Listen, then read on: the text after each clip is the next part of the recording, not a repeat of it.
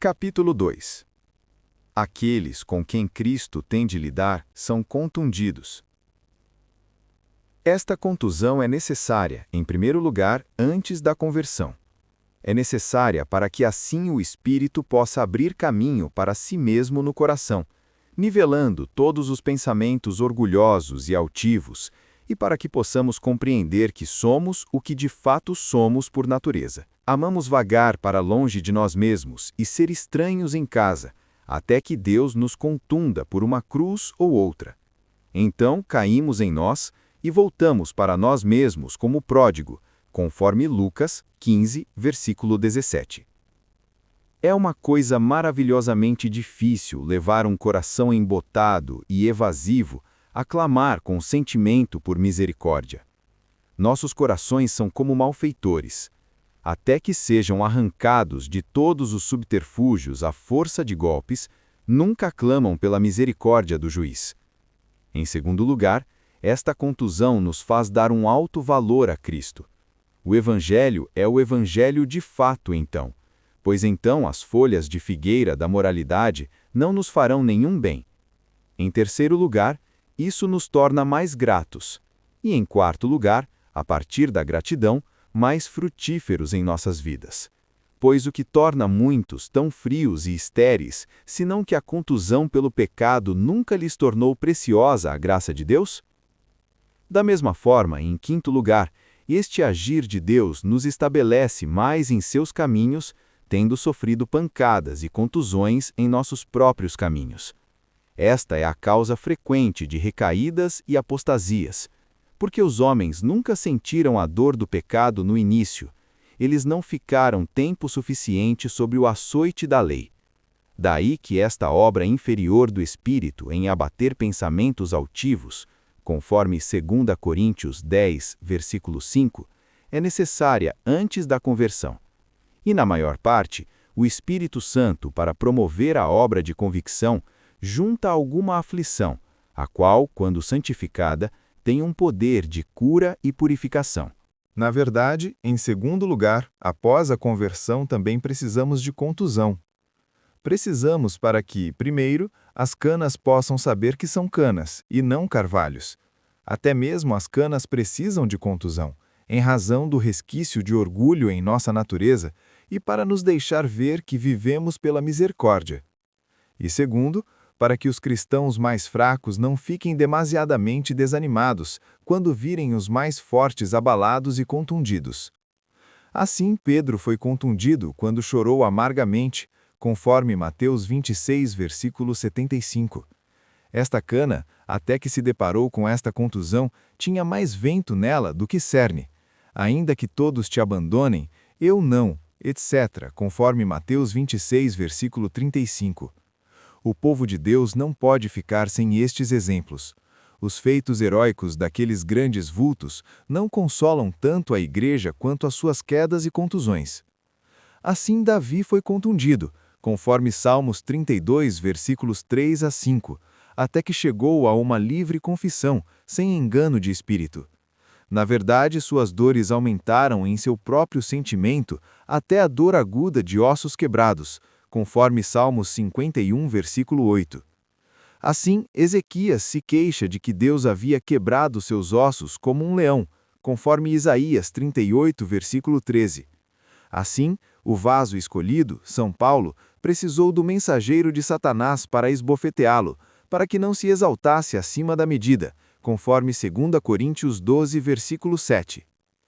Daí aprendemos que não devemos proferir julgamento demasiado severo sobre nós mesmos ou sobre os outros, quando Deus nos exercita com contusão sobre contusão. Deve haver uma conformidade com a nossa cabeça, Cristo, que foi moído e contundido por nós, conforme Isaías 53, versículo 5, para que possamos saber o quanto estamos obrigados a Ele. Espíritos profanos, ignorantes dos caminhos de Deus em levar seus filhos para o céu, censuram os cristãos de coração quebrantado como pessoas desesperadas, ao passo que Deus está realizando uma graciosa boa obra neles. Não é tarefa fácil levar o homem da natureza para a graça e da graça para a glória, tão inflexíveis e intratáveis são os nossos corações. Capítulo 3.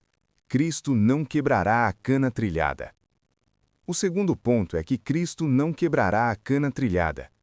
Os médicos, embora submetam seus pacientes a muita dor, ainda assim não destruirão a natureza, mas a levantarão gradualmente. Os cirurgiões lancetarão e cortarão, mas não desmembrarão. Uma mãe que tem um filho doente e teimoso, portanto, não o rejeitará. E haveria mais misericórdia no riacho do que na fonte? Pensaremos que há mais misericórdia em nós mesmos do que em Deus, que planta o afeto da misericórdia em nós? Para maior declaração da misericórdia de Cristo para com todas as canas trilhadas, considere as confortáveis relações que ele assumiu de marido, pastor, irmão e outras, as quais ele cumprirá ao máximo. Outros cumprirão, por sua graça, aquilo para o que ele os chama, e não o fará ele mesmo, que por seu amor assumiu essas relações tão completamente fundamentadas na designação de seu Pai e em seu próprio empreendimento voluntário? Considere seus nomes emprestados das criaturas mais brandas, como cordeiro, galinha e outras, para mostrar seu terno cuidado. Considere seu próprio nome, Jesus, um Salvador, dado a ele pelo próprio Deus. Considere seu ofício correspondente ao seu nome, que é sarar os quebrantados de coração, conforme Isaías 61, versículo 1. Em seu batismo, o Espírito Santo pousou sobre ele na forma de uma pomba, para mostrar que ele seria um mediador semelhante à pomba, gentil. Veja a maneira graciosa de executar seus ofícios.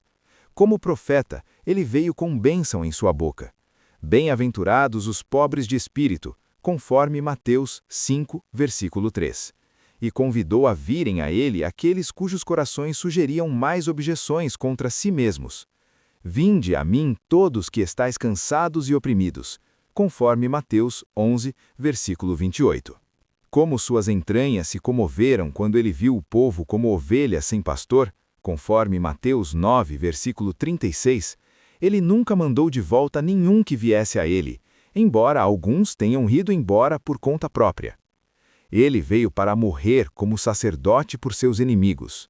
Nos dias de sua carne, ele ditou uma forma de oração aos seus discípulos, colocou petições a Deus em suas bocas e seu espírito para interceder em seus corações. E agora faz intercessão no céu pelos cristãos fracos, colocando-se entre a ira de Deus e eles, e derramou lágrimas por aqueles que derramaram seu sangue. Assim, ele é um rei manso, ele admitirá os que choram em sua presença, um rei de pessoas pobres e aflitas. Assim como ele tem raios de majestade, também tem entranhas de misericórdia e compaixão, um príncipe da paz, conforme Isaías 9, versículo 6. Por que foi ele tentado, senão para que pudesse socorrer aqueles que são tentados? Conforme Hebreus 2, versículo 18. Que misericórdia não podemos esperar de um mediador tão gracioso, conforme 1 Timóteo 2, versículo 5, que tomou nossa natureza sobre si para que pudesse ser gracioso. Ele é um médico bom em todas as doenças, especialmente em enfaixar um coração quebrantado. Ele morreu para que pudesse curar nossas almas com um emplastro de seu próprio sangue, e por essa morte nos salvar, a qual nós mesmos causamos por nossos próprios pecados. E não tem ele as mesmas entranhas no céu? Saulo, Saulo, por que me persegues? Conforme Atos 9, versículo 4, clamou a cabeça no céu, quando o pé foi pisado na terra. Sua exaltação não o fez esquecer sua própria carne, embora o tenha libertado da paixão, isto é, do sofrimento, mas não da compaixão para conosco. O leão da tribo de Judá só despedaçará aqueles que não querem que ele reine sobre eles, conforme Lucas 19, versículo 27. Ele não mostrará sua força contra aqueles que se prostram diante dele. Uso 1. O que devemos aprender disto, se não chegar com ousadia ao trono da graça, conforme Hebreus 4, versículo 16, em todas as nossas aflições? Deverão nossos pecados nos desencorajar, quando ele aparece lá justamente por pecadores? Estás contundido? Tem bom ânimo, ele te chama. Não esconda as tuas feridas. Abre tudo diante dele, não guardes o conselho de Satanás. Vai a Cristo, embora tremendo. Como a pobre mulher, Se pudermos apenas tocar a orla de sua veste, conforme Mateus 9, versículo 20, seremos curados e teremos uma resposta graciosa. Ide ousadamente a Deus em nossa carne. Para este fim, para que pudéssemos ir ousadamente a Ele, Ele é carne da nossa carne e osso dos nossos ossos. Nunca tema ir a Deus, já que temos tal mediador com Ele, que não é apenas nosso amigo, mas nosso irmão e marido. Bem puderam os anjos proclamar do céu: Eis que vos trazemos novas de alegria, conforme Lucas 2, versículo 10. Bem pôde o apóstolo nos incitar a regozijar no Senhor outra vez e outra vez, conforme Filipenses 4, versículo 4. Ele estava bem avisado sobre quais fundamentos o fazia. Paz e alegria são dois frutos principais de seu reino. Que o mundo seja como for, se não podemos nos regozijar no mundo, ainda assim podemos nos regozijar no Senhor. A presença dele torna qualquer condição confortável. Não tenhais medo, diz ele aos seus discípulos quando estavam com medo, como se tivessem visto um fantasma. Sou eu, conforme Mateus 14, versículo 27. Como se não houvesse motivo de medo onde ele está presente. Uso 2. Que isto nos sustente quando nos sentirmos contundidos. O curso de Cristo é primeiro ferir, depois curar. Nenhuma alma sã e inteira jamais entrará no céu. Pense na tentação. Cristo foi tentado por mim. De acordo com minhas provações, serão minhas graças e consolos. Se Cristo é tão misericordioso a ponto de não me quebrar, não me quebrarei pelo desespero, nem me entregarei ao leão que ruge, Satanás, para me despedaçar. Uso 3. Terceiro, veja a disposição contrária de Cristo e de Satanás e seus instrumentos. Satanás nos ataca quando estamos mais fracos, como Simeão e Levi sobre os siquemitas, quando estavam doloridos, conforme Gênesis 34, versículo 25. Mas Cristo reparará em nós todas as brechas que o pecado e Satanás fizeram. Ele ata os quebrantados de coração, conforme Isaías 61, versículo 1. E como uma mãe cuida mais do filho mais doente e mais fraco, assim Cristo se inclina mais misericordiosamente para o mais fraco. E, igualmente, coloca um instinto nas coisas mais fracas para confiarem em algo mais forte do que elas mesmas para apoio. A videira se apoia no olmo, e as criaturas mais fracas têm frequentemente os abrigos mais fortes. A consciência da fraqueza da igreja a torna disposta a se apoiar em seu amado e a se esconder sob sua asa.